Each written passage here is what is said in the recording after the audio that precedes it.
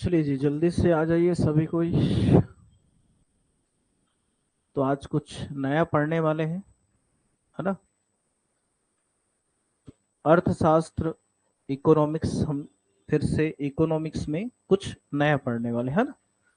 तो जैसा कि बैंकिंग के बारे में मैंने लगभग लगभग कितना 15 दिन पढ़ाया होगा, लग रहा है 15 दिन हुआ होगा ना बैंकिंग। तो बैंकिंग को बहुत अच्छे से पढ़ लीजिएगा, जो भी मैंने पढ़ाया है, और जो भी लगता है कि आपको कुछ ऐड करना है तो बिल्कुल अपने नोट्स में ऐड करते चलिएगा, है ना। सब नोट्स बना रहे हो ना। बिना नोट्स के पढ़ाई नहीं होता है, ध्यान रखिएगा, है ना। सब सोचोगे खाली वीडियो देख लूँ और समझ लूँ, तो हमेशा वीडियो ही देखते रह जाओगे। ठीक है। तो नोट्स बनाना बहुत जरूरी है, इस चीज को ध्यान रखिएगा। जो भी चीज आपको लगता है इम्पोर्टेंट पॉइंट है उसको अलग से निकाल के रखिए, है ना। तो नोट्स सब कोई अपना बना के चलिए, जो चीज आपको बहुत फायदा पहुंचाएगा आने वाले समय में। क्योंकि इतना जरूरी नहीं कि हर चीज आप दिमाग में यहाँ पर रहे, कॉपी में रहेगा तो बार बार वो चीजें पलट के आप देख सकते हैं ना। वीडियो को कितने बार देखोगे, कहाँ तक देखो। तो जब भी वीडियो देखते हो तो एक कॉपी अपना पेन लेके बैठे और उसके हिसाब से फिर जो भी चीज इंपॉर्टेंट लग रहे हैं वहां से उसको नोट डाउन करते चले कॉपी में। तब जाके एक बेहतर नोट्स आपका रहेगा। और हमेशा जो भी टॉपिक होता है, थोड़ा सा पेज, एक दो पेज एक्स्ट्रा छोड़ दिया करें। तुरंत नया टॉपिक मत चालू कर दिया करो। क्योंकि कुछ भी नया चीज आता है तो वहां ऐड करने के लिए रखें उस चीज को। चीजें हमेशा बदलते रहती, कुछ चीजें रहती है जो हमेशा बदलती, कुछ चीजें नहीं बदलती। और हमेशा एक टॉपिक के बाद थोड़ा दो तीन पेज छोड़ के ही चला करो, कि कुछ चीजें आएंगी तो उसको ऐड कर दे, अरे इंपॉर्टेंट ये लग रहा है यहाँ ये ऐड कर दे, ऐसा करके। ठीक है। चलिए, ठीक ठीक। हिना जी बना रही हैं, दुर्गा जी, मुक्षदा, ठीक। सभी कोई नोट्स बना के चलो भाई, हाँ बिल्कुल। चलिए आते हैं हम यहाँ पर। तो हेडिंग रख लीजिए अपने कॉपी में, अर्थशास्त्र में सांख्यिकी का अर्थ, क्षेत्र और महत्व। तो हेडिंग रखिए जल्दी कोई अपने कॉपी में, सभी कोई, अर्थशास्त्र में सांख्यिकी का अर्थ, क्षेत्र और महत्व। Meaning, scope and importance of क्या है, स्टैटिस्टिक्स, है ना, इन इकोनॉमिक्स। तो सांख्यिकी से कुछ कुछ चीजें यहाँ पर पढ़ेंगे, क्योंकि अगर किसी भी सब्जेक्ट को हम डायरेक्ट मीन मीडियन मोड ले जाके खड़ा कर दूंगा तो मेरे को भी नहीं मजा आएगा, है ना। तो पढ़ रहे हैं तो थोड़ा सा अच्छे से चीजों को थोड़ा सा जान ही ले, उसके बाद तो प्रैक्टिकल बनाना ही बनाना है। पहले थोड़ा सा थ्योरेटिकल सब्जेक्ट पे भी मेहनत करना है हमको, है ना। क्योंकि स्कूल लेवल पे जब आप पढ़े हैं तो प्रैक्टिकल क्वेश्चनों पे ही ज्यादा आप डिपेंड रहे हैं। इस चीज को मानते हैं कि नहीं मानते हैं। ये हम प्रैक्टिकल बनाने पे ज्यादा फोकस रहता, थ्योरेटिकल पढ़ना उतना ज्यादा फोकस नहीं रहता था कभी भी। थ्योरेटिकल पढ़ भी रहे हैं तो वो खाली पास होने के उद्देश्य से, कभी भी उसको समझने के उद्देश्य से हमने नहीं पढ़ा है। ठीक है। तो वही चीज है, चाहे आपकी बात हो चाहे हमारी बात हो, उस समय स्कूल लेवल पे जो पढ़ाई रहता तो वैसे ही दिमाग रहता है। उस समय इतना नहीं रहता है समझ के यार इस चीज को हम एकदम दिमाग में बैठा ले या समझ ले कि ये आगे चलकर हमारे बहुत काम आने वाला है। उस समय केवल पास होने के लिए पढ़ते हैं, तो उस हिसाब से पढ़ाई होती है। चलिए, तो आते हैं आज नया हम स्टार्ट कर रहे हैं, जिसमें सांख्यिकी का हम क्या देखने वाले हैं, अर्थ देखने वाले, है ना। तो ये सभी के पास जो 11th की बुक है उसी का नोट्स है। मेरा काम है वहां से जो भी इंपॉर्टेंट फैक्ट्स है उसको निकालना है और आपको बताना है ना। तो सभी के पास 11th का बुक होगा इकोनॉमिक्स का, उसी का है ना, ये उसी का है। चलिए, तो पढ़ते हैं सांख्यिकी का अर्थ। अच्छा पहले ये बताइए सांख्यिकी किसे कहते हैं, थोड़ा बहुत जान रहे हो। जो भी स्टैटिस्टिक्स हम पढ़ते हैं किस चीज का रहता है, कुछ डाटा रहते हैं, है ना। कुछ डाटा रहता है जिसका हम आपस में क्या कर सकते हैं, कंपेयर कर सकते हैं, तुलना कर सकते हैं एक दूसरे से। यानी कभी कभी हम देखते हैं कि किसी कक्षा का आपको डाटा दिया रहेगा कि कक्षा में एक एग्जाम हुआ, मान के चलिए हिंदी में पास होने वाले छात्र, अंग्रेजी में, ठीक है, अलग अलग विषय उसमें पास होने वाले।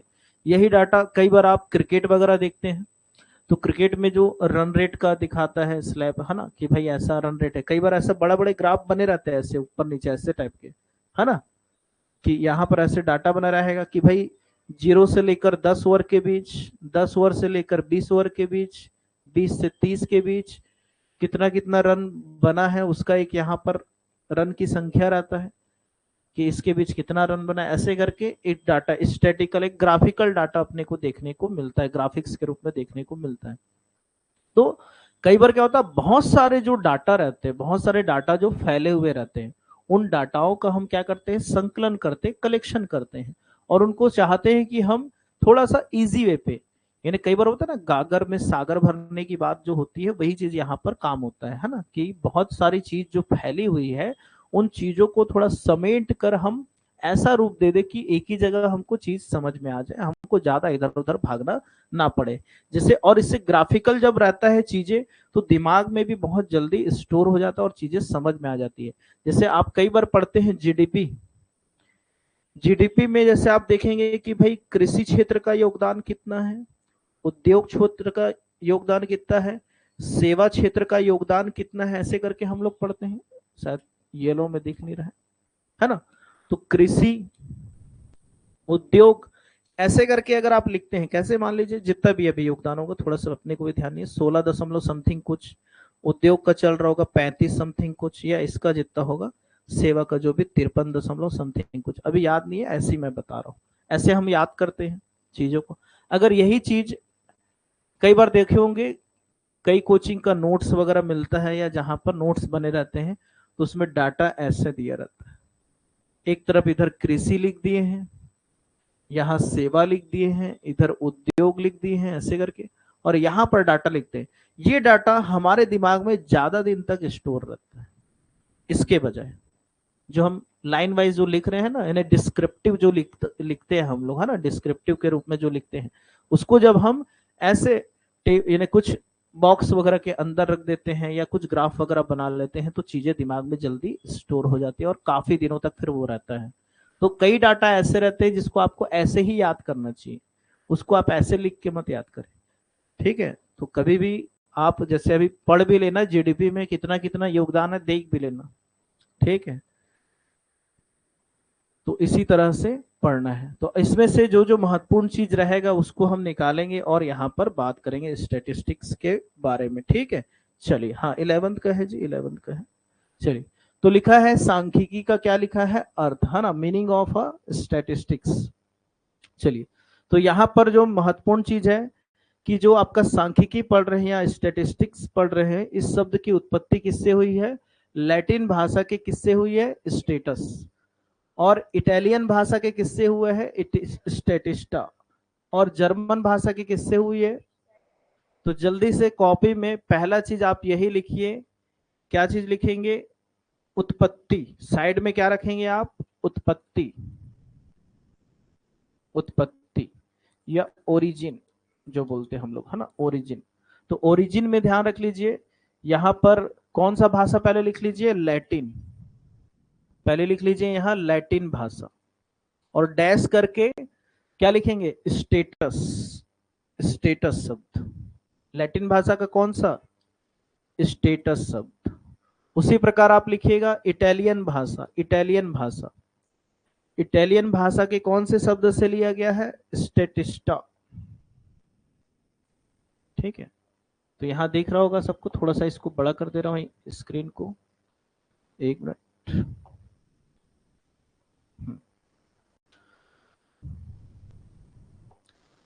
तो लैटिन भाषा के क्या शब्द याद रखना है, स्टेटस, इटालियन भाषा का क्या याद रखना है, स्टेटिस्टा, और जर्मन भाषा का क्या याद रखना है आपको, स्टैटिस्टिक्स, स्टैटिस्टिक, ठीक है। उसमें के लगा है ना, के लगा है, स्टैटिस्टिक, स्टैटिस्टिक। तो चलिए, पहला क्वेश्चन यही, ठीक है, कि भाई जो स्टैटिस्टिक शब्द है इसका उद्भव किस किस भाषा के शब्द से हुआ है। तो पहला आपको दिमाग में रखना है लैटिन भाषा के स्टेटस, लैटिन भाषा के स्टेटस। फिर क्या है आपका, कौन सा भाषा है, इटालियन भाषा के किससे लिया गया है, स्टैटिस्टा से लिया गया है, इटालियन भाषा के स्टैटिस्टा से लिया गया है। और जर्मन भाषा के किससे लिया गया है, स्टैटिस्टिक से लिया गया है, ठीक है। प्राचीन काल में सांख्यिकी को क्या नाम से जानते थे, राज्य का विज्ञान, ठीक है, और क्या लिखा गया है, राज्य का विज्ञान, थोड़ा सा छोटा कर दो, है ना, राजाओं का विज्ञान। तो इसको भी जरूर से लिखिएगा। ओल्ड नेम, है ना, साइड में लिख दीजिए ओल्ड नेम या प्राचीन नाम, प्राचीन नाम या ओल्ड नेम, कि भाई प्राचीन नाम क्या था। तो क्या क्या नाम रखोगे, पहला क्या लिखोगे, सांख्यिकी को क्या नाम से जानते थे, राज्य का विज्ञान, साइंस ऑफ स्टेट। पहला लिखिएगा राज्य का विज्ञान, है ना, साइंस ऑफ स्टेट। और दूसरा लिखिएगा राजाओं का विज्ञान, राजाओं का विज्ञान, साइंस ऑफ किंग्स। तो राज्य का विज्ञान के नाम से इसको जाना गया और राजाओं के विज्ञान के नाम से इसको जाना गया। राज्य का विज्ञान या राजाओं का विज्ञान के नाम से इसको पुकारा गया। ठीक है, हमको यही करना है, अपने को नोट्स को बनाना है अपने से, है ना। जैसा अब इतना सारा चीज दिया उसमें से सही चीज हमको निकालना है जो एग्जाम में पूछने लायक है। अगला भी महत्वपूर्ण है कि भाई फादर ऑफ क्या बोला जाता है, स्टैटिस्टिक्स के नाम से किनको जाना जाता है, सांख्यिकी का जन्मदाता। अगले लाइन पे लिखिएगा सांख्यिकी के जन्मदाता या फादर ऑफ स्टैटिस्टिक्स, सांख्यिकी के जन्मदाता किसे कहा जाता है। तो नाम क्या है इनका, गॉटफ्रायड एकेनवाल, गॉटफ्रायड एकेनवाल। तो सांख्यिकी के जन्मदाता या फादर ऑफ स्टैटिस्टिक्स के रूप में किसे जाता है गॉटफ्रायड एकेनवाल को, गॉटफ्रायड एकेनवाल को। और उसी के आगे लिखिएगा कौन से सन में, सन 1749 में। ठीक है, 1749 में पहली बार स्टैटिस्टिक्स शब्द का इन्होंने क्या किया था, प्रयोग किया था। और ब्रैकेट में ये भी लिख लेना जर्मन के वैज्ञानिक है, कहाँ के हैं, जर्मन के, है ना, लिखा है देख लो। कभी कभी यही पूछ देता ना कौन से देश से है, तो जर्मन के हैं। ठीक है, लुकास पेसियोली कहाँ के थे, इटली के थे। एडम स्मिथ कहाँ के थे, कहाँ के एडम स्मिथ, ब्रिटेन के हैं कि कहाँ के, एक बार देख लेना, सर्च मार के आना। ठीक है, FW टेलर कहाँ के हैं, FW टेलर देख लेना। और हेनरी फ्योल के बारे में देख लेना कहाँ के हैं, है ना। थोड़ा सा जो चीज बोल रहा हूं उसको ध्यान रखिएगा। जितने भी आप यहाँ वैज्ञानिक पढ़ रहे हैं, अच्छे अच्छे जो नामची लोग हैं, इनका आप देश कहाँ पर वो पैदा हुए थोड़ा सा वो सर्च कर लेना, अलग से उसको एक जगह नोट्स बना के लिख लेना। ठीक है, जैसे एडम स्मिथ हो गए, हेनरी फ्योल हो गए, है ना, FW टेलर हो गए, जिसे अभी इनका नाम पूछ रहे हैं ये है, लुकास पेसियोली है।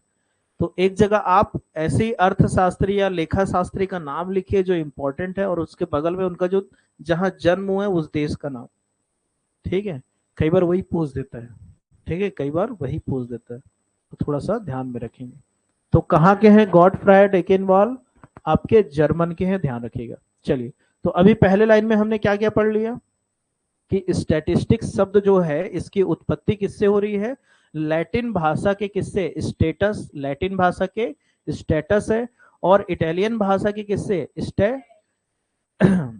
इटालियन भाषा के किससे हुआ, स्टैटिस्टा, स्टैटिस्टा से। और कौन सा भाषा है, जर्मन भाषा के कौन से शब्द से, स्टैटिस्टिक, है ना। यहाँ पर बस याद रखिएगा कि के है, सी के जगह क्या है, के वर्ड लिखा है ना। बाकी मेन जो उसका स्पेलिंग है उसमें क्या रहता है आपका, सी रहता है ना। तो उसमें क्या है, के है, ध्यान रखिएगा। तो और प्राचीन काल में इसको किस नाम से जाना जा रहा है, राजाओं का विज्ञान या राज्य का विज्ञान, है ना, राज्य का विज्ञान या राजाओं का विज्ञान के रूप में इसको जाना जा रहा है, दो नाम, है ना। और इसके जो प्रसिद्ध है, कहने का मतलब जन्मदाता है जो कौन है, क्या नाम है, गॉटफ्रायड एकेनवाल। तो ये तो भूलना नहीं है भैया ना, तो जन्मदाता का नाम आपको ध्यान में रखना है। अब थोड़ा सा बात करते हैं यहाँ थ्योरेटिकल, क्योंकि थोड़ा सा अभी थ्योरी है ना, थोड़ा सा पढ़ना पड़ेगा, इसके बारे में समझना पड़ेगा। तो आगे कहता है सांख्यिकी से अभिप्राय, जैसा हम लोग बोल रहे थे कि बहुत सारा डाटा रहता है जो फैला हुआ रहता है, उसको क्या करते हैं, एकत्रित करते हैं हम लोग, कलेक्शन करते हैं उसको, फिर उसको क्लासिफाइड भी करते हैं हम लोग। तो एक यहाँ पर क्रम चलता है, ये क्रम बहुत याद रखना आपको, एक क्रम मिलेगा इसके बाद, एक जगह है ना। तो वो बहुत इंपॉर्टेंट है। कई बार नेट या सेट के एग्जाम में या इसको डायरेक्ट पूछ देता है ना, ये बना हुआ दिखाऊंगा ये वाला, जैसे अवस्था फेजेस, कि भाई फेजेस क्या होता है आपका आंकड़ों का, पहले ये पांचों ऑप्शन में दे देगा और इसको सही तरह से जमाए करके दे देता है ना, सही क्रम बताइए करके कि पहले आंकड़ों का संकलन होगा कि संगठन होगा कि प्रस्तुतिकरण की विश्लेषण, यही चीज एग्जाम में आ जाता है जमाने के लिए। ठीक है, तो इसको भी थोड़ा सा देखेंगे अभी, है ना। पहले अपन जहां पर थे वहीं पर आ जाते हैं।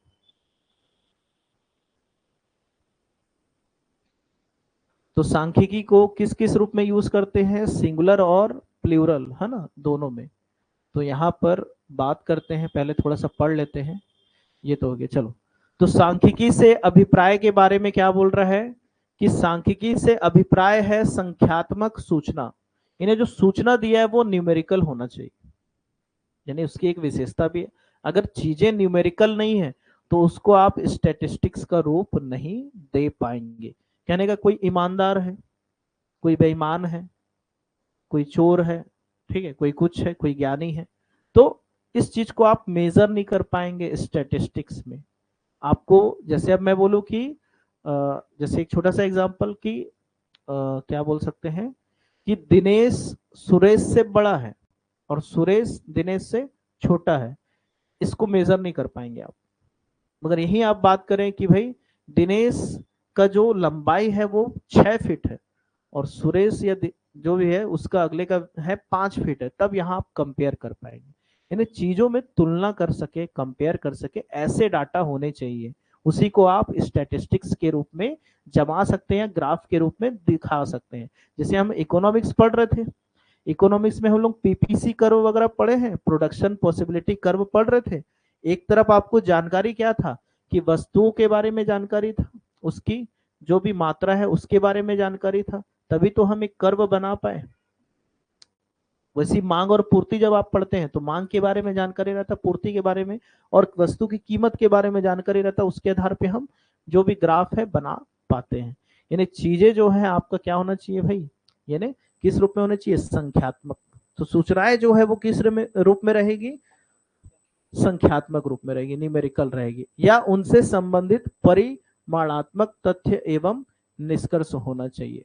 ये जो वर्ड लिखा, क्या लिखा है, परिमाणात्मक। कल आपको मैं बताया था, नहीं नहीं, एक वर्ड बताया था क्वांटिटेटिव, क्वांटिटेटिव करके बताया था, और एक था क्वालिटेटिव, है ना, मात्रात्मक और गुणात्मक। ये परिणात्मक का मतलब वही मात्रात्मक से, किससे है, मात्रात्मक से, है ना, ध्यान रखिएगा। यानी क्वांटिटेटिव किससे मतलब है, क्वांटिटेटिव से मतलब। जैसे रेपो रेट, रिवर्स रेपो, अगर हम जो भी पढ़ रहे थे किसमें था, वह क्वांटिटेटिव में था ना, क्वालिटेटिव में नहीं था। तो जो जानकारी है वो कैसा होना चाहिए, क्वांटिटेटिव होना चाहिए, क्वालिटेटिव नहीं होना चाहिए ना, कि चीजें ऐसी होनी चाहिए वैसी होनी चाहिए ना, ज्ञानबाजी वाला काम नहीं होना चाहिए भाई। डाटा आपके पास रहना चाहिए, तभी तो आप उसको ग्राफ के रूप में दिखा पाएंगे, स्टेटिस्टिक्स के रूप में आप दिखा पाएंगे। तो ये छोटे छोटे जानकारी भले दिख रहा है, मगर ये महत्वपूर्ण जानकारी। अगर डीप में जाके पूछ दिया कि क्या क्या चीज रहना चाहिए सांख्यिकी के अंतर्गत, या जो भी सूचनाएं दी है वो कैसा रहना चाहिए, कि वो संख्यात्मक होना चाहिए यानी क्वालिटेटिव होना चाहिए कि क्वांटिटेटिव होना चाहिए, तो ध्यान रखिए क्वांटिटेटिव होता है ना, यानी मात्रात्मक रूप में रहता है, संख्यात्मक रूप में रहता है। तो सूचनाएं क्या रहेगा आपका, संख्यात्मक रूप में रहेगा या मात्रात्मक रूप से होना चाहिए, ध्यान रखिएगा। तो इसका अभिप्राय है कि आंकड़ों के औसतों, अभिप्राय क्या बोल रहा है, आंकड़ों के औसत, यहाँ एवरेज वर्ड लिखा है, या समूहों से है। और जो भी डाटा आपका मिल रहा है यानी आप उसी को स्टैटिस्टिक्स का रूप ले दे सकते हैं, या सांख्यिकी का रूप आप उसी डाटा को दे सकते हैं जिसकी जानकारी आपको औसत के रूप में है या समूह या ग्रुप के रूप में। एक इंडिविजुअल पर्सन के डाटा को यहाँ पर स्टैटिस्टिक्स का रूप आप नहीं दे सकते, इस चीज को भी आपको ध्यान में रखना है। यानी व्यक्तिगत इकाइयों को आप सांख्यिकी का रूप नहीं दे सकते। केवल जानकारी मेरे को विद्या के बारे में कि विद्या का 100 नंबर आया इस एग्जाम में, और किसी के बारे में जानकारी नहीं है, तो इसको हम सांख्यिकी का रूप नहीं दे पाएंगे। मगर हमको 100 लोगों के बारे में जानकारी है कि इसका इतना है, इसका इतना है, इसका इतना है, तब उस जानकारी को हम सांख्यिकी का रूप दे सकते हैं। इस चीज को ध्यान में रखना है, यानी इंडिविजुअल यहाँ जानकारी नहीं रहेगा। छोटे छोटे वर्ड है मगर वही बहुत सारा चीज छुपा हुआ है जिसको हमको थोड़ा सा समझना है ना। तो औसतों या किससे होता है, समूह से होता है जिनका किसी अन्वेषण, है ना, यानी कोई सा भी यहाँ पर अन्वेषण है, या जिसको रिसर्च वगैरह बोल सकते हैं, जैसे भारत में जनसंख्या वृद्धि, या किसी घटना जैसे किसी वस्तु की मांग और कीमत में क्या होता है, विपरीत संबंध होता है, सबको पता है, के संबंध से होता है। यानी जो भी जानकारी है आपके पास एज अ एवरेज, या जो भी ग्रुप में आपको जानकारी डाटा कलेक्ट कर रहे हैं, तो किसी भी अन्वेषण वगैरह से वो क्या होता है, संबंधित होता है, यानी जो भी आप क्रियाकलाप करते हैं उससे। तो एक व्यक्ति के संबंध में किसी भी संख्यात्मक सूचना, देखो लिखा भी हुआ है, एक व्यक्ति के संबंध में किसी भी संख्यात्मक सूचना, जैसे आपके 2 भाई या 3 बहनें हैं, को सांख्यिकी नहीं माना जाएगा। यानी एक व्यक्ति के संबंध में अगर कोई जानकारी है, व्यक्तिगत जानकारी है, तो उसको यहाँ पर सांख्यिकी का रूप नहीं दिया जाता है।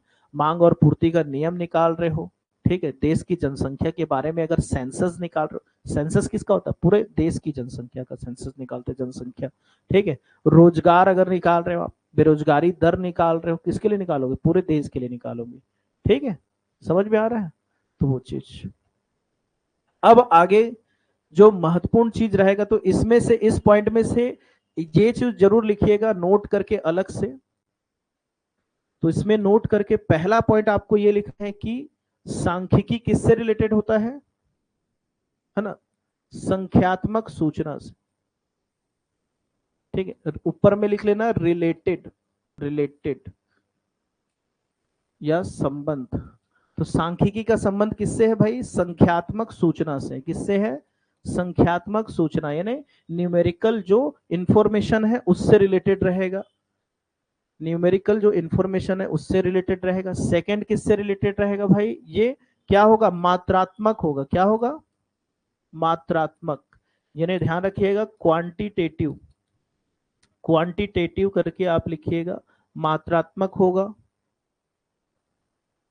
तीसरा पॉइंट हमको लिखना है,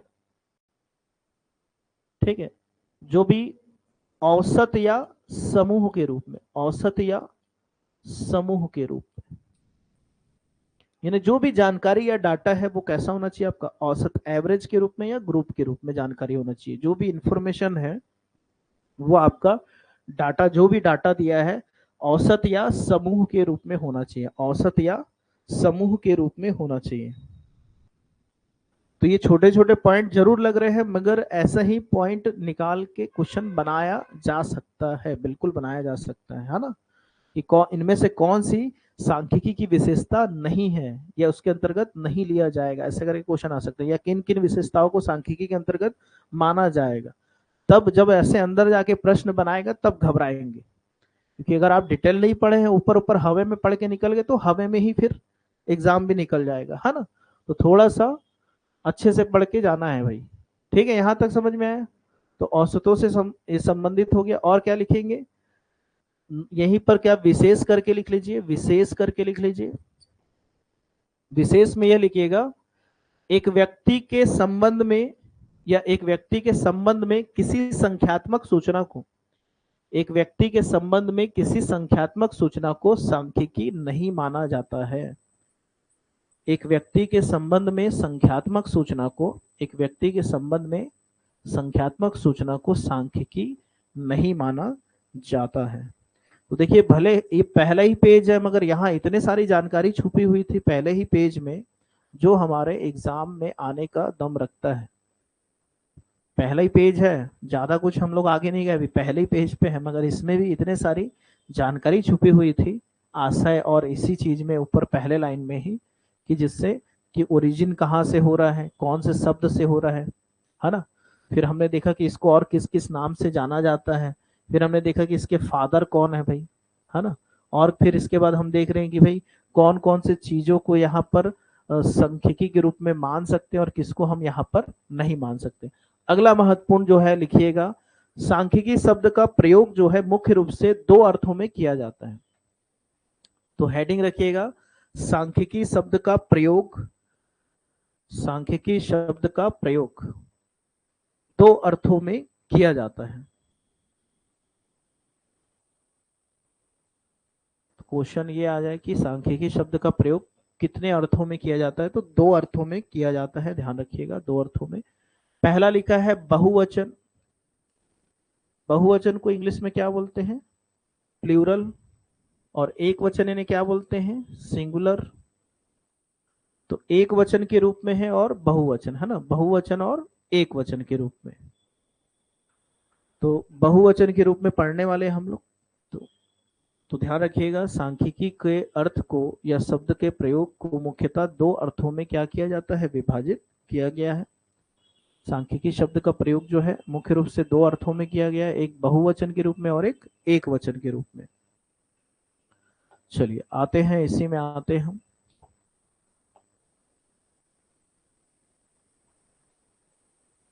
चलिए तो हेडिंग रखिएगा सभी कोई, बहुवचन के रूप में सांख्यिकी, बहुवचन के रूप में सांख्यिकी,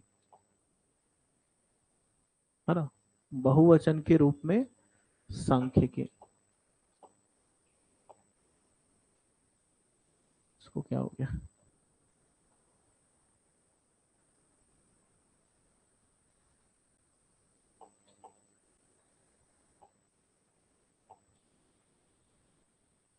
इसको कुछ रोग आ गया लग रहा है।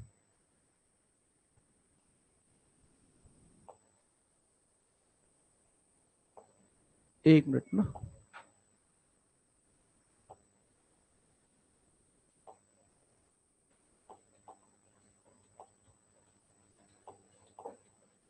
पता नहीं पेन कैसे काम नहीं कर रहा है। चलिए तो एक बार देखते हैं यहाँ पर बहुवचन के रूप में सांख्यिकी को क्या बोल रहा है।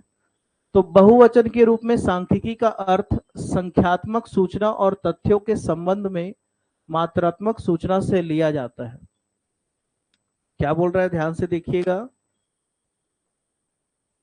सभी कोई, कि भाई यहां पर जो जानकारी है, अरे पेन क्या हो गया यार, पेन काम नहीं कर रहा, एक मिनट ना, इसको भी रोग होते रहता लग रहा है।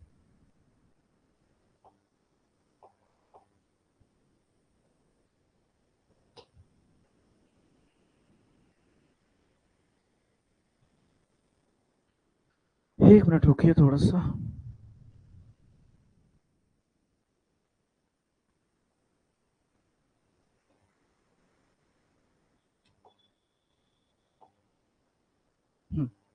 चलिए तो लिखा है बहुवचन के रूप में, क्या लिखा है, सांख्यिकी, है ना, स्टैटिस्टिक्स इन प्लूरल सेंस में, कि बहुवचन के रूप में सांख्यिकी का अर्थ संख्यात्मक सूचना और तथ्यों के संबंध में है।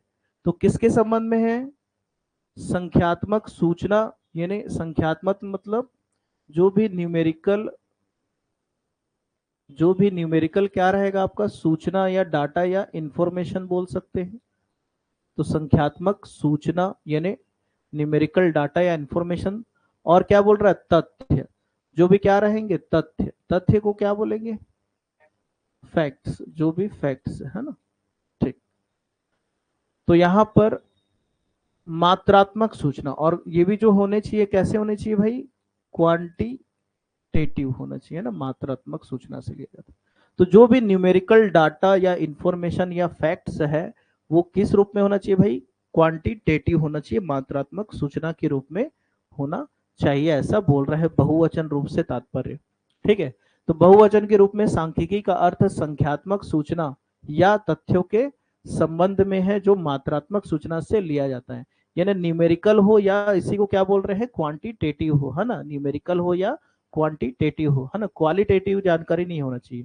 तो यहाँ पर बहुवचन से तात्पर्य किससे लिया जा रहा है, कि जो भी डाटा है, जो भी सूचना है, वह कैसा होना चाहिए, क्वांटिटेटिव होना चाहिए, मात्रात्मक होना चाहिए या न्यूमेरिकल होना चाहिए ना। इसी को बोला जा रहा है बहुवचन रूप, है ना, इसी को क्या बोला जा रहा है, बहुवचन रूप, किसका, सांख्यिकी का, है ना, सांख्यिकी का। तो बहुवचन में सांख्यिकी का अर्थ आंकड़ों से होता है, वही बार बार कि सांख्यिकी का अर्थ किससे हो रहा है भाई, आंकड़े, यानी जो भी डाटा है, और आंकड़े किसी भी तथ्य से संबंधित होना चाहिए। फिर वही बात जो ऊपर लिखा था कि भाई किसी भी फैक्ट से रिलेटेड होना चाहिए। जैसे लिखा है जनसंख्या संबंधी आंकड़े, रोजगार संबंधी आंकड़े, सार्वजनिक व्यय के आंकड़े एक दूसरे से संबंधित एवं क्या होना चाहिए, तुलना योग्य आंकड़ों को। एक पॉइंट ये रखिएगा जल्दी से कि आंकड़े जो होने चाहिए वो क्या होने चाहिए, एक दूसरे से क्या होने चाहिए, संबंधित और तुलना योग्य होना चाहिए। तो सांख्यिकी के बारे में जो पॉइंट्स लिख के रखे थे पहले भी बहुत सारा, उसमें एक पॉइंट और ऐड करिए कि भाई सांख्यिकी जो है यानी एक दूसरे से क्या होना चाहिए, संबंधित एवं क्या होना चाहिए, तुलना योग्य। एक दूसरे से संबंधित होने चाहिए और तुलना योग्य होने चाहिए, है ना। इन्हीं आंकड़ों को ही क्या कहा जाएगा, सांख्यिकी कहा जाएगा। यानी जो भी डाटा आप ले रहे हैं एक दूसरे से क्या कर पाए, कंपेयर कर पाए आप। जैसे आप जब यहाँ मीन मीडियन मोड जब पढ़ते हैं, माध्य मध्यिका बहुलक जब आप पढ़ते हैं, तो वहां पर जानकारी कैसा रहता है कि विद्यार्थियों की संख्या दिया रहेगा एक तरफ, और पास होने वाले की संख्या दिया रहेगा, या कुछ और जानकारी दिया रहेगा, ऐसा टाइप का, है ना। तो एक दूसरे से क्या बनता है, तुलना करते हुए बनता है, ध्यान रखिएगा। तो उसी को बोला जा रहा है यहाँ पर कि आंकड़े जो है एक दूसरे से संबंधित और तुलना योग्य होने चाहिए, तभी उसको क्या कहा जाएगा, डाटा या सांख्यिकी का रूप माना जाएगा।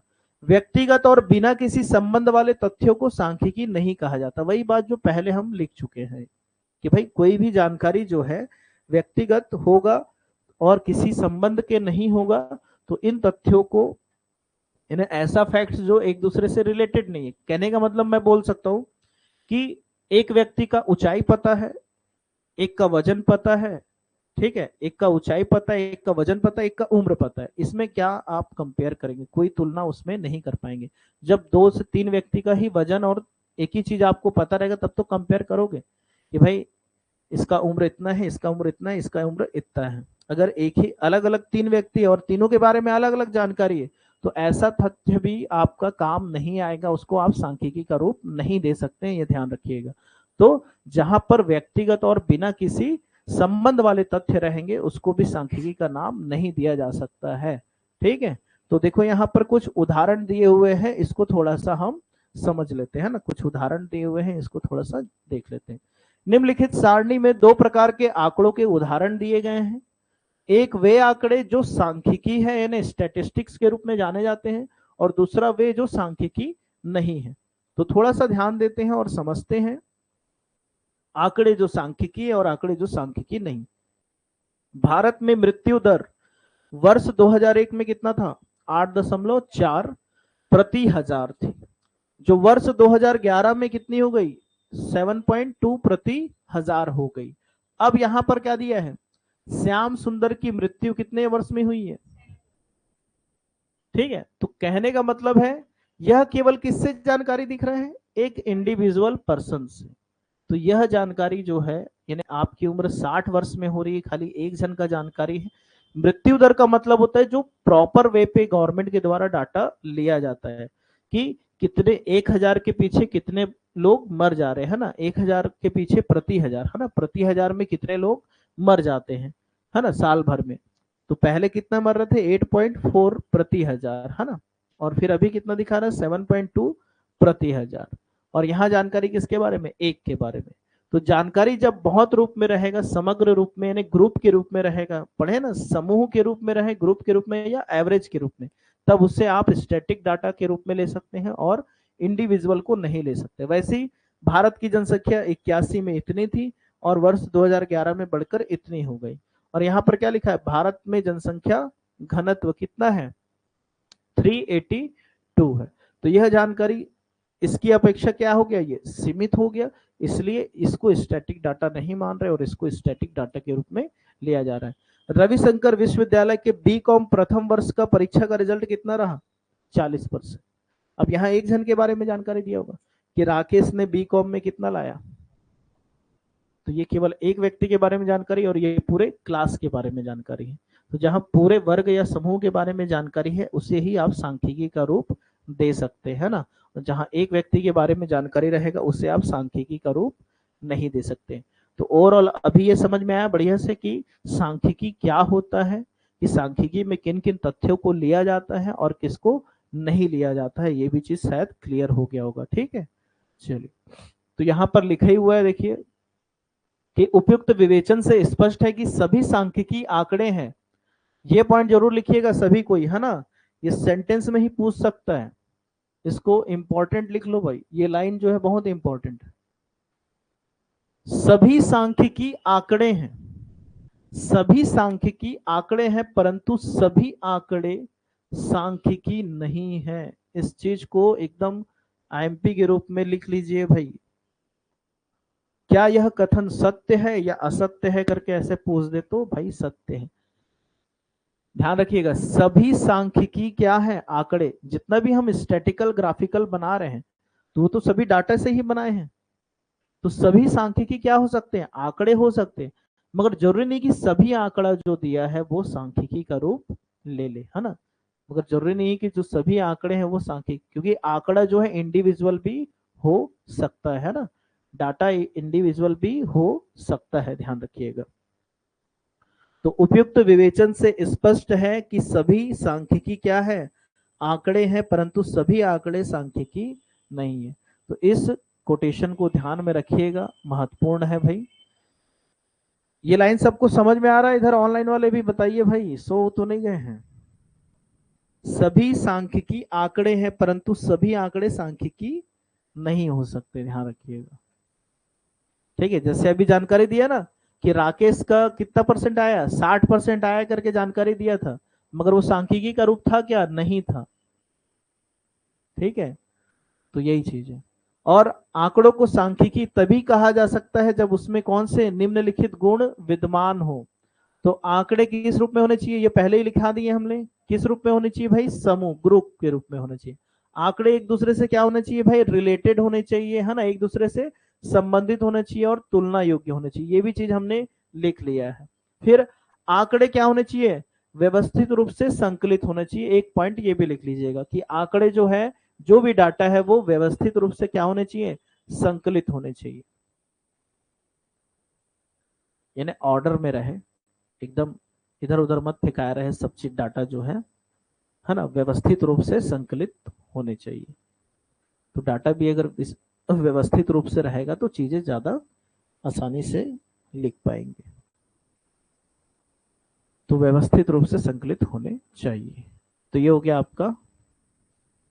तो बहुवचन के रूप में हम देख रहे हैं, तो बहुवचन में क्या खास बात रहा कि यहाँ पर बहुवचन में यही बताया गया कि सांख्यिकी के रूप में जो भी डाटा रहेगा वो एक दूसरे से रिलेटेड रहने वाले हैं, एक दूसरे से क्या होने वाले, रिलेटेड रहने वाले हैं, एक दूसरे से कंपेरेबल होने वाले हैं, आप कंपेयर भी कर सकते हैं, ग्रुप के रूप में रहेंगे, समूह के रूप में रहेंगे।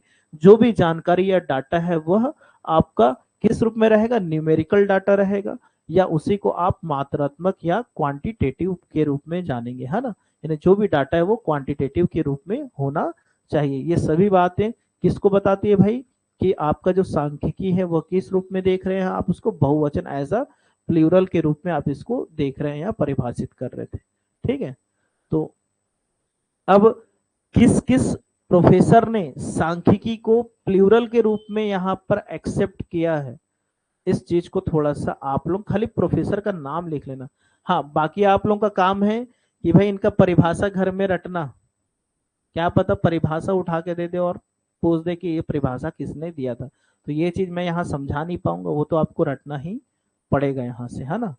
तो यहाँ पर बस ये चीज है, इसको हम थोड़ा सा ये लिख लेते हैं कि भाई बहुवचन के संबंध में कौन कौन से ऐसे प्रोफेसर थे, कम से कम प्रोफेसर का नाम तो दिमाग में याद रह जाए, है ना, कि भाई कौन कौन से प्रोफेसर हुए जो यहाँ पर नाम दिए, है ना, इसको बहुवचन के रूप में एक्सेप्ट करें। तो बहुवचन संज्ञा के रूप में विभिन्न लेखकों ने सांख्यिकी की निम्नलिखित परिभाषा दी है। तो परिभाषा तो याद करते रहना, आप केवल नाम लिखिए, ऊपर में लिखिएगा, है ना, डेफिनेशन, डेफिनेशन रिलेटेड टू क्या लिखेगा, प्लूरल, यानी बहुवचन के संबंध में, बहुवचन के संबंध में परिभाषा, परिभाषा करके, बहुवचन के संबंध में परिभाषा। तो उसमें पहला व्यक्ति का नाम लिख लीजिए यहाँ, होरोस, क्या है, होरेस, अजीब सा नाम है, सेक्रिस्ट, है ना। तो एक होरेस को ध्यान रखिएगा, होरेस। सेकंड है आपका यूल तथा केंडाल, और तीसरा है वॉलिस एवं रॉबर्ट्स, वॉलिस एवं रॉबर्ट्स। तो एटलीस्ट कम से कम नाम याद रखें आप।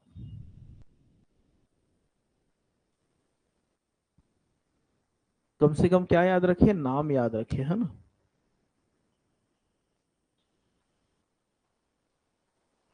तो बहुवचन संज्ञा के रूप में विभिन्न लेखकों ने सांख्यिकी की निम्नलिखित क्या करी है, परिभाषाएं दी हैं यहाँ पर। तो बहुवचन के संबंध में कौन कौन है, होरेस है, यूल और कैंडाल है, और वॉलिस एवं रॉबर्ट्स। थोड़ा सा परिभाषा देखो, कई बार कई क्वेश्चन एग्जाम में कई बार देखने को मिल जाते हैं, परिभाषा दे देता और पुस्तक कौन है इसके लेखक है बताइए करके, और वही प्रश्न सबसे ज्यादा कठिन रहता है ना। क्योंकि पता है तो लिख दोगे, नहीं पता है तो तुक्का नहीं मार सकते, उसी में फंसते हैं। तो ऐसे क्वेश्चन को अगर पता है तो लिख लीजिए, नहीं तो स्किप करके आगे बढ़िए, तुक्का मत मारिएगा। क्योंकि आप ध्यान रखिए कि तुक्का ले डूबता है ना, तुक्का आपको ले डूबता है। धीरे धीरे बहुत तुक्के हो जाते हैं, थोड़ा थोड़ा मारते मारते ना बहुत तुक्का पड़ जाता है, और उससे में नंबर फिर कम हो जाता है। तो यहाँ तक हो गया क्या सबका, बताइएगा ऑनलाइन वाले भी नाम लिख लिए सब। होरेस, यूल और केंडाल और वॉलिस और रॉबर्ट्स, है ना। कल पूछूंगा नाम, सबको बताना है भाई, नाम नाम कम से कम याद रहना चाहिए, भले आप परिभाषा नहीं याद कर पाए कोई दिक्कत नहीं, नाम याद रहना चाहिए भाई। तो एक नाम याद रखिए, क्या चीज नाम है, होरेस, यूल, है ना, और केंडाल और वॉलिस और रॉबर्ट्स। तो लगभग 5 लोग हो गए, ठीक है। अब ये भी पता नहीं एक ही साथ एक ही का नाम है कि 2 लोग हैं यहाँ पर, है ना। इन लोगों का नाम भी तो अजीब टाइप रहता है। चलिए, अब देख रहे हैं क्या लिखा, देखिए सांख्यिकी बहुवचन संज्ञा के रूप में क्या है, विशेषता है कि भाई क्या क्या विशेषता हो सकती है सांख्यिकी की। तो पॉइंट्स बस कम से कम लिख लेते हैं हम लोग, पॉइंट्स कम से कम देख लेते हैं। अभी भी पढ़ चुके, वही चीज थोड़ा सा यहाँ पर आया होगा। तो अभी थोड़ी देर पहले पढ़े कि भाई क्या विशेषता है, तथ्यों का क्या होता है, समूह। यानी जो भी है कलेक्शन ऑफ क्या है, डाटा है ना, कलेक्शन ऑफ क्या है, डाटा है ना। सांख्यिकी क्या है, कलेक्शन ऑफ डाटा है, पहला पॉइंट ये। सेकंड क्या बोल रहा है, संख्याओं में व्यक्त किया जा सकता है, यानी इसको किस में डिफाइन किया जा सकता है भाई, या डिफाइन रहता है भाई संख्याओं में, न्यूमेरिकल रहता है ना, संख्याओं में व्यक्त। अनेक कारणों द्वारा क्या हो सकता है, ये प्रभावित हो सकता है। अनेक कारण के द्वारा ये क्या हो सकता है, प्रभावित हो सकता है, संख्यात्मक। इसके बारे में थोड़ा सा डिटेल देख लेंगे। उचित मात्रा में क्या लिखा है, शुद्धता, इसके बारे में भी डिटेल देख लेंगे। व्यवस्थित रूप में संकलित होता है, यानी चीजें क्या होना चाहिए, व्यवस्थित है, सिस्टमैटिक ढंग से होना चाहिए, तब आप डाटा को सही तरह से ग्राफिकल के रूप में दिखा पाएंगे, स्टैटिस्टिक्स के रूप में। पूर्व निश्चित उद्देश्य, तो जो उद्देश्य रहता है वो पूर्व निश्चित रहता है ना, पहले से हमको पता रहता है कि भाई अगर मेरे को बेरोजगारी के लिए डाटा निकालना है तो मैं क्या क्या चीजों को लूं। अगर मैं राष्ट्रीय आय का संकलन कर रहा हूँ या राष्ट्रीय आय की गणना कर रहा हूँ तो किन किन चीजों को ध्यान दूंगा, या मैं परिवार नियोजन या फैमिली प्लानिंग के बारे में बात करो तो किन किन चीजों को ध्यान रखना है एस्पेक्ट को, या मौद्रिक नीति बनाई जा रही है तो कौन कौन से चीजों को ध्यान में रखना है। ठीक है, वही चीज है कि जो भी उद्देश्य है वो क्या होते हैं, पूर्व निश्चित होते हैं। समंक परस्पर क्या होने चाहिए, संबंधित, यही चीज बात कर रहे थे कि भाई एक दूसरे से रिलेटेड होने चाहिए, तभी तो उसको कंपेयर कर पाएंगे। तो यहाँ पर जो डिस्कस करने वाला जो पॉइंट है, तो इन पॉइंट्स को अगर लिखना चाहते हो तो लिख लीजिए कम से कम विशेषता के रूप में। बाकी फिर इसके बारे में थोड़ा सा डिटेल हम पढ़ लेंगे, इसको कैसे डिस्क्राइब करना है वो देख लेंगे। तो पहला विशेषता लिख लीजिए, सांख्यिकी जो है वो तथ्यों का क्या है भाई, समूह, तथ्यों का समूह है। यानी कलेक्शन ऑफ क्या बोल सकते हैं आप, फैक्ट्स या डाटा बोल सकते हैं। संख्याओं में व्यक्त बोल रहा है ना, यानी न्यूमेरिकल के रूप में इसको क्या कर सकते हैं हम लोग, प्रेजेंट कर सकते हैं। यह व्यक्त होता है, अनेक कारणों द्वारा प्रभावित होता है ना। तो अनेक कारणों द्वारा क्या होता है, प्रभावित। उचित मात्रा में, शुद्धता, व्यवस्थित रूप में संकलित, पूर्व निश्चित उद्देश्य, और समंक परस्पर क्या होते हैं, एक दूसरे से संबंधित होने चाहिए। तो ये विशेषता के रूप में थोड़े से पॉइंट्स को ध्यान रख लीजिए। मैं सोचा था कि डायरेक्ट आप लोगों को मीन मीडियन मोड पढ़ा दूं, और जब किताब निकाला तो मेरे को लगा नहीं यार, ऐसा नहीं करना चाहिए, हवे में नहीं पढ़ाना चाहिए करके। क्योंकि अगर हवे में ही पढ़ना रहता तो फिर आप यहाँ आते तो क्या। है ना। भले ये चीजें अभी थोड़ी सी बोर लग रही होंगी, मगर पढ़ लीजिए, चीजों को जान लीजिए, है ना। क्योंकि हम लोग भी 11वीं पढ़ के निकले तो हम भी जान रहे कि हम भी उस चीज को उतना डिटेल में उस समय ध्यान नहीं दिए, खाली ऊपर ही ऊपर पढ़ के निकले हैं। मगर अब जब देखते हैं तो लगता है कि हाँ, चीजें को हमको और अच्छे से पढ़ना चाहिए था, समझना चाहिए था। तो जो भी सांख्यिकी है, हमको ओवरऑल आज के क्लास से इतना तो समझ में आ गया कि जो भी डाटा रहेंगे वो मात्रात्मक रूप में रहना चाहिए, न्यूमेरिकल होना चाहिए, एक दूसरे से रिलेटेड होना चाहिए, है ना, एक दूसरे से कंपेरेबल किया जा सके ऐसा डाटा होना चाहिए। यही चीज क्या है, सांख्यिकी है भाई, है ना। सांख्यिकी इंडिविजुअल नहीं हो सकता है ना। कोई सा भी जो डाटा है एक दूसरे से संबंधित होना चाहिए, इंडिविजुअल नहीं होना चाहिए ना, किसी एक व्यक्ति के ऊपर विशेष निर्भर नहीं होना चाहिए, ये ध्यान रखना है ना। और तथ्य हमेशा क्या होना चाहिए, जो भी डाटा है वो एक दूसरे से हमेशा क्या होना चाहिए, रिलेटेड होना चाहिए, को रिलेटेड होना चाहिए। ऐसा नहीं कि तथ्य या जो डाटा है वो एक दूसरे से रिलेटेड नहीं है करके। तो इतना तो समझ में आ गया होगा मेरे ख्याल से। और इसका हमने ये भी देख लिया कि भाई सांख्यिकी के जो यहाँ पर उत्पत्ति होती है इस शब्द की, जो सांख्यिकी का शब्द है स्टैटिस्टिक्स, तो इसकी उत्पत्ति हमने देखा लैटिन भाषा के किससे हो रहा है, स्टेटस, और आपका इटालियन भाषा के कौन सा है, स्टेटिस्टा, स्टेटिस्टा करके, है ना। और उसी के बाद जर्मन शब्द जो था आपका कौन सा, उसमें स्टैटिस्टिक के है, बस ध्यान रखिएगा, सी की जगह क्या है, के है वर्ड वहां पर, है ना। उस प्रकार फिर हमने देखा कि भाई इसको किस अन्य नाम से या अदर नेम क्या है, ओल्ड नेम क्या है, प्राचीन नाम। तो राजाओं की क्या बोल रहे थे इसको, विज्ञान या राज्य का विज्ञान बोला जा रहा था। और इसके जो फादर है कौन है, जो इन्होंने पहली बार सांख्यिकी शब्द का प्रयोग किया था, ठीक है देख लीजिएगा, तो उनका नाम भी ध्यान में रखना है आपको। ठीक, चलिए तो अब चलते हैं थोड़ा सा आगे, और इसमें जो पॉइंट थोड़ा सा पढ़ने लायक है उसी पॉइंट को थोड़ा सा समझ लेते हैं। अनेक कारणों द्वारा प्रभावित वाला जो पॉइंट है इसको थोड़ा सा देख लेते हैं कि भाई किस प्रकार जो ये है अनेक कारणों से प्रभावित होगा। तो समंक जो है अनेक कारणों से प्रभावित होते हैं, ना कि किसी एक विशेष कारण के द्वारा। उदाहरण के लिए बोल सकते हैं कि कृषि उत्पादन यानी जो एग्रीकल्चर प्रोडक्शन है आपका, संबंधी समंकों पर यानी भूमि की उत्पादकता, जलवायु, सिंचाई सुविधा, बीज व उर्वरक आदि पर प्रभाव पड़ता है। यानी कहने का मतलब ये है कि जो यहाँ पर बात कर रहा है कि अनेक कारणों द्वारा क्या हो सकता है, समंक प्रभावित हो सकता है। यानी पहले प्रोडक्शन कुछ और था, अभी प्रोडक्शन कुछ और चल रहा है। दिनों दिन आप अपने भूमि का प्रयोग कर रहे हैं किसी वस्तु को उगाने में या प्रोडक्शन में, तो धीरे धीरे जो लैंड है उसकी जो प्रोडक्टिविटी है वो क्या होती है, धीरे धीरे कम होती जाती है, क्योंकि जो उर्वरकता है वो क्या हो जाती है, धीरे धीरे क्षीण होती जाती है। लगातार जो कीटनाशक दवाएं हैं या ये सब हम प्रयोग कर रहे हैं पेस्टिसाइड्स, इससे क्या आता है ना, प्रोडक्शन में तो वृद्धि हो रही है। कई बार आप देखेंगे हरित क्रांति जब आया, हरित क्रांति जब आया तो बहुत ज्यादा प्रोडक्शन दिया उस समय उन्होंने उसने, मगर एक समय के बाद क्या होता है, आप ये पढ़े हैं उसमें क्या बोलते हैं हम लोग, अवसर लागत पढ़े हो, और सीमांत अवसर लागत पढ़े हैं कि नहीं, है ना, अपॉर्चुनिटी कॉस्ट बोलते हैं, और मार्जिनल, है ना, कॉस्ट पढ़े होंगे आप, अपॉर्चुनिटी कॉस्ट, है ना। सीमांत क्या होता है, एक समय के बाद आपकी जो, और यूटिलिटी पढ़े हो कि नहीं, क्या चीज पढ़ते हैं यूटिलिटी में, उपयोगिता, उपयोगिता, है ना, उपयोगिता, किसी भी वस्तु की सीमांत उपयोगिता पढ़े हो ना, मार्जिनल यूटिलिटी। क्या होता है मार्जिनल यूटिलिटी,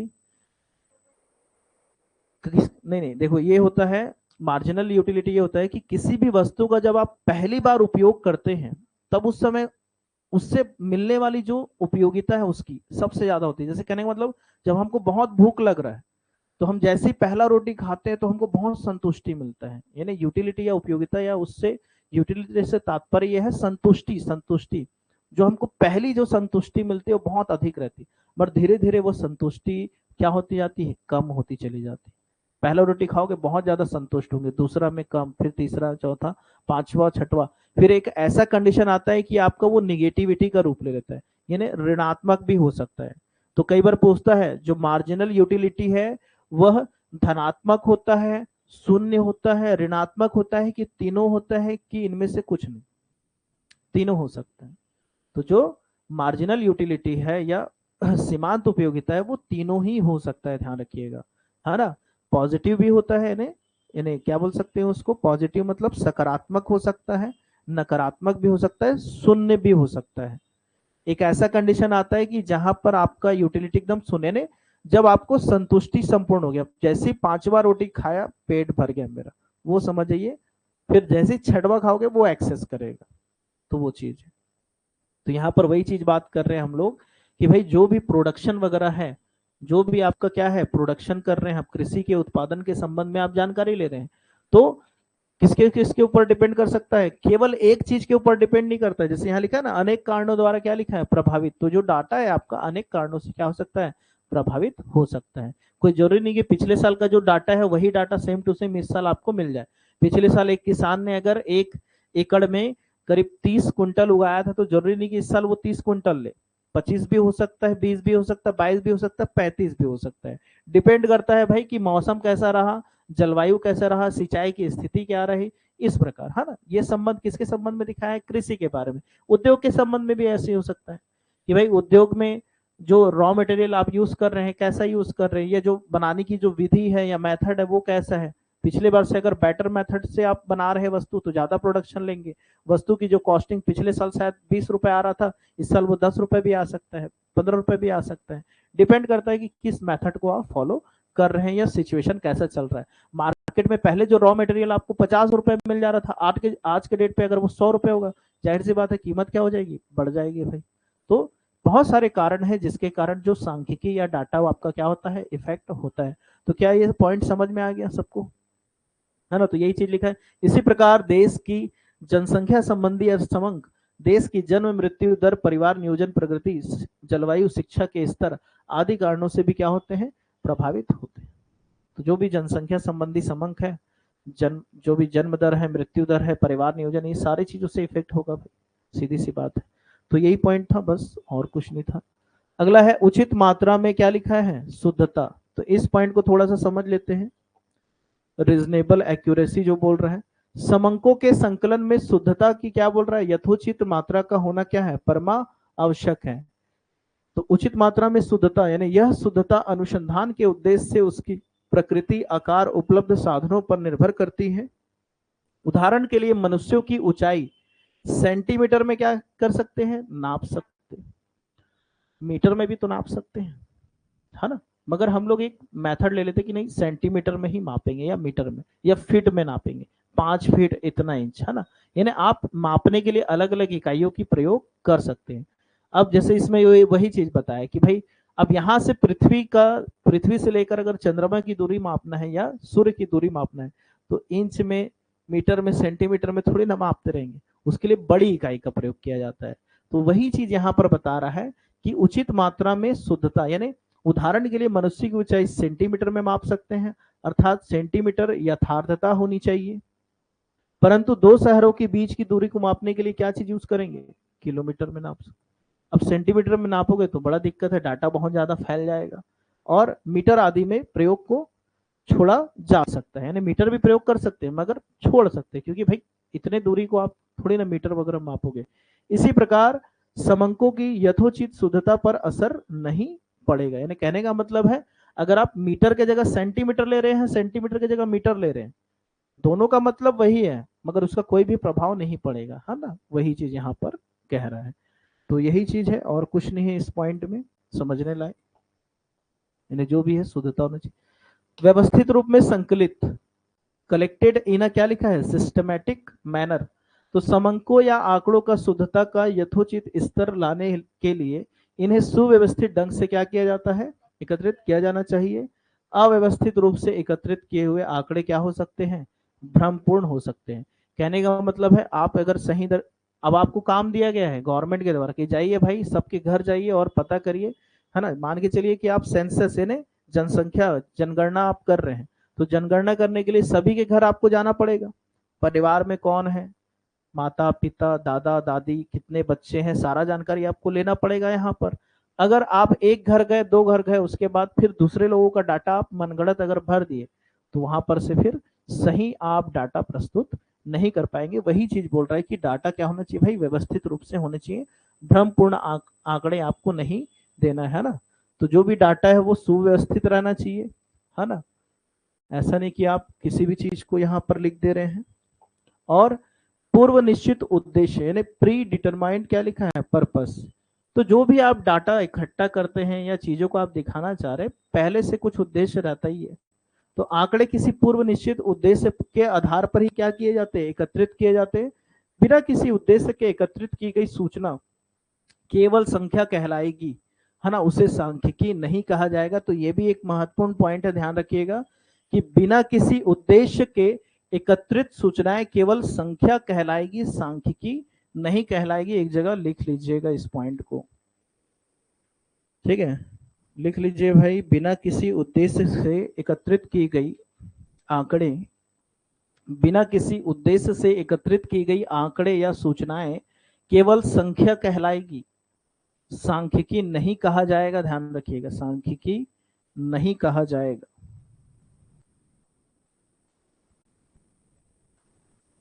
तो भाई कोई ना कोई उद्देश्य होना चाहिए, ऑब्जेक्ट होना चाहिए, उसी को ही आप क्या बोलेंगे, यहाँ पर सांख्यिकी का रूप देंगे। और जिसका उद्देश्य ही नहीं है तो उसको यहाँ पर सांख्यिकी के डाटा के रूप में प्रस्तुत नहीं किया जाएगा, या उसे सांख्यिकी नहीं माना जाता है, ये ध्यान में रखना है, ठीक है। जिस डाटा का कोई उद्देश्य नहीं है उस डाटा को सांख्यिकी नहीं मानते। तो ये हो गया आपका यहाँ पर, ठीक। चलिए, तो आज आपका लगभग लगभग यहाँ से आपने यहाँ पर सांख्यिकी का बहुवचन रूप देख लिया, चीजें समझ में आई होगी, है ना। तो और बाकी फिर अगले क्लास में हम देखेंगे। तो एक ये जो है बहुत महत्वपूर्ण है, जो अगले क्वेश्चन पे देखेंगे, अगले क्लास पे देखेंगे अपन, है ना। तो वहां से क्या बच गया, अकाउंट्स में अपना विनिमय विपत्र बचा हुआ है, तो उसको भी देखते हैं, एक दो दिन में आप समाप्त कर देंगे, है ना, ज्यादा वहां से भी नहीं बचा है आपका। एक बीच में एडजस्टमेंट मैंने करा दिया है। फिर इसके बाद देखते हैं, फिर कुछ नया चैप्टर अपन पढ़ेंगे। तो पार्टनरशिप पढ़ना चाहोगे पहले कि कंपनी पढ़ना चाहोगे? पार्टनरशिप, ठीक। चलिए, तो पार्टनरशिप को फिर स्टार्ट करेंगे विनिमय विपत्र के बाद, जैसे ही खत्म होगा तो, है ना। बाकी ये स्टैटिस्टिक्स अब चलेगा थोड़े दिन, है ना। थोड़ा सा अभी मैं रोक दिया, जो बैंकिंग वगैरह उधर थोड़ा सा चीज था उसको थोड़ा सा रोक दिया। तो ये होने के बाद फिर हम इसके मीन मीडियन मोड वगैरह जो है वो सब भी पढ़ेंगे। अच्छा, तो क्या बोल रहे हैं सर, पीडीएफ डलवा दीजिएगा फ्राइडे और मंडे का। ठीक है, मैं बोलता हूँ पीडीएफ फ्राइडे और मंडे का। डेली क्लास का वीडियो डाल रहे हैं क्या, ये पीडीएफ वगैरह डाल रहे हैं? हाँ हाँ हाँ। चलिए, वेलकम जी, बढ़िया, अच्छे से पढ़ाई करिए। शुरू में 10 लोग थे करीब, अभी 5 लोग हो गए।